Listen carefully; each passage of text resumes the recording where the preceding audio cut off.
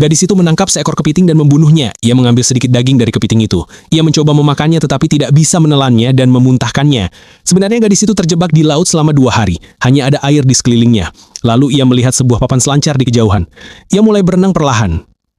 Tetapi kakinya terluka dan berdarah. Begitu ia mencapai papan selancar itu, ia menoleh ke belakang. Seekor hiu sedang datang. Ia ketakutan dan mulai berenang ke arah berlawanan. Pada detik terakhir, ia memanjat ke sebuah batu terdekat. Ia melihat seorang pemabuk di pantai dan berteriak keras. Gadis itu berkata, "Tas dan ponselku ada di pantai, cepat telepon polisi." Tetapi pemabuk itu mengambil tasnya dan kabur. Gadis itu terus berteriak berulang kali, "Tolong aku!" Tetapi pemabuk itu tidak memperhatikannya. Lalu pemabuk itu melihat papan selancar yang mengapung di air dan mulai mendekatinya. Gadis itu memperingatkannya, ada hiu di sana, tapi ia tidak mendengar. Begitu pemabuk itu masuk ke air, hiu itu menyerang dan menggigit kedua kakinya. Kini semua harapan gadis itu hilang.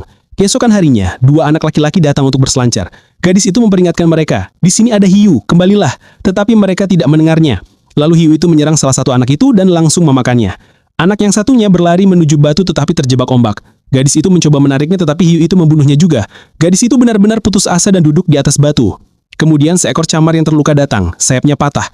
Gadis itu adalah seorang mahasiswa kedokteran. Ia memperbaiki sayap itu dan menaruhnya di papan selancar, lalu mengirimnya menuju pantai. Lalu gadis itu berpikir, hiu mencapai batu dalam 32 detik, dan aku mencapai tanda elephant mark dalam 10 detik. Ia mengumpulkan keberanian dan mulai berenang. Ia berhasil sampai. Ketika ia melihat ke belakang, mulut besar hiu itu sudah ada di depannya.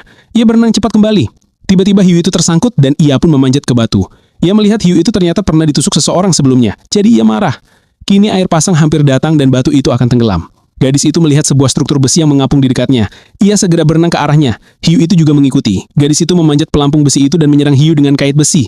Hiu itu datang lagi, tertusuk kait itu dan menjauh. Gadis itu bersembunyi di dalam struktur besi itu dalam keadaan syok dan tertidur sebentar. Saat itu juga ia melihat sebuah kapal di dekatnya. Ia menembakkan pistol sinyal, tetapi tembakannya tidak keluar. Gagal juga pada percobaan kedua. Kapal itu pergi dan ia menjadi sedih.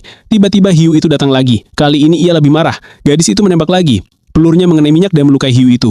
Bagian besi pelampung itu patah dan gadis itu jatuh ke dalam air. Ia mulai memanjat struktur itu. Hiu itu menyerang dari bawah dan memotong bagian besi itu. Gadis itu memanjat dengan seluruh kekuatannya.